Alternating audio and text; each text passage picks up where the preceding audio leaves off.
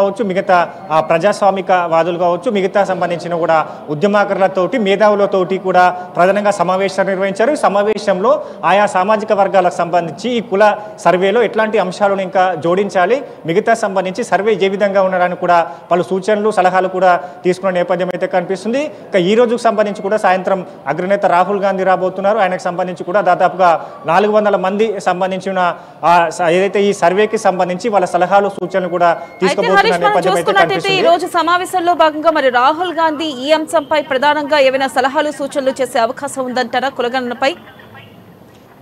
Right, ఖచ్చితంగా. ఎందుకంటే కొన్ని ఏదైతే సుదీర్ఘ కాలం తర్వాత కూడా కులగణన జరగబోతుంది. దీనికి దేశానికి రోల్ మోడల్గా కూడా కులగణన చేయాలని కూడా కాంగ్రెస్ ప్రభుత్వం, రాష్ట్ర ప్రభుత్వం సన్నిద్ధమైంది. ఇక దాంట్లో భాగంగానే ఇప్పుడు ఏదైతే తెలంగాణకు సంబంధించి కూడా ఇతర రాష్ట్రాల్లో ఆదర్శంగా తీసుకునే విధంగా కూడా ఈ కులగణన జరగాలని కూడా పిసిసి భావిస్తున్న నేపథ్యంలో ఇప్పటికే ఈ సర్వే పైన కూడా ఒకవైపు ప్రతిపక్షాలకు సంబంధించి కూడా సమ్మతిస్తున్న నేపథ్యం కనిపిస్తుంది. ఒకవైపు బీఆర్ఎస్ సంబంధించి కూడా స్వాగతిస్తున్న నేపథ్యం ఉంది. మరోవైపు బీసీ సంఘాలకు సంబంధించిన నేతలు కూడా స్వాగతిస్తున్నారు, హర్షం వ్యక్తం చేస్తున్న నేపథ్యం అయితే కనిపిస్తుంది. ఇక మరోవైపు బీజేపీకి సంబంధించి ఆ పార్టీకి సంబంధించి విమర్శిస్తున్న ఆ నేపథ్యం అయితే, ఎందుకంటే బీజేపీకి సంబంధించి కూడా గతంలో 2 దఫాలుగా అధికారంలో ఉన్న నేపథ్యం కావచ్చు, ఇప్పుడు 3వసారి కేంద్రంలో అధికారంలో ఉన్నది. గతంలో హామీ కూడా ఇవ్వడం జరిగింది, కులగణన చేపడతామని కూడా.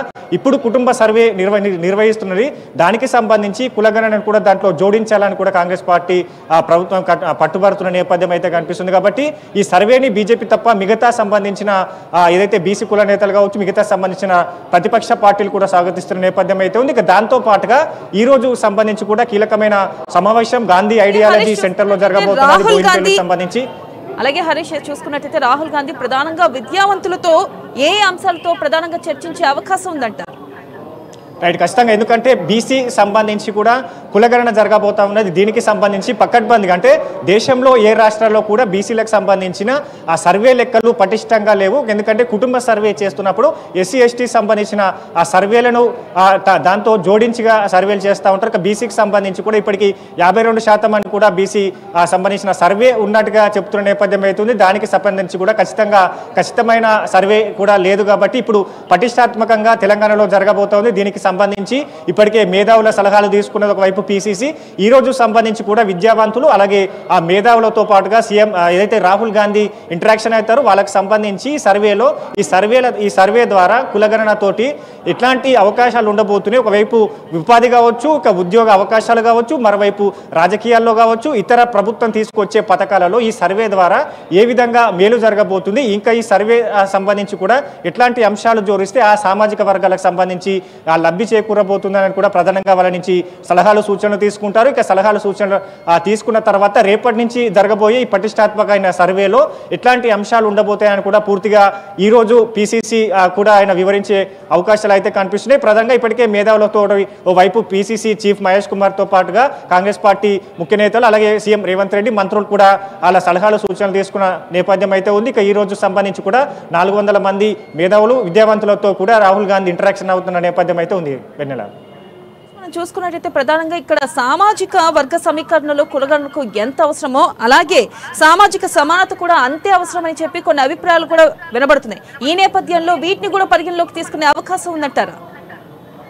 ఖచ్చితంగా సామాజిక సంబంధించి కూడా ఇప్పుడు ఏదైతే బీసీలకు సంబంధించిన కుల సర్వే కావచ్చు, మిగతా సంబంధించిన ఎస్సీ ఎస్టీ సంబంధించిన సర్వేలు కావచ్చు, దానికి సంబంధించి గత ఎన్నికలకు సంబంధించి కూడా ఎన్నికల ముందు కాంగ్రెస్ పార్టీ హామీ ఇవ్వడం జరిగింది. 42% బీసీలకు రిజర్వేషన్లు కల్పిస్తామని హామీ ఇవ్వడం జరిగింది. దానికి సంబంధించి కూడా అయితే హైకోర్టుకు సంబంధించి కూడా కీలకమైన తీర్పు వెలువడించింది.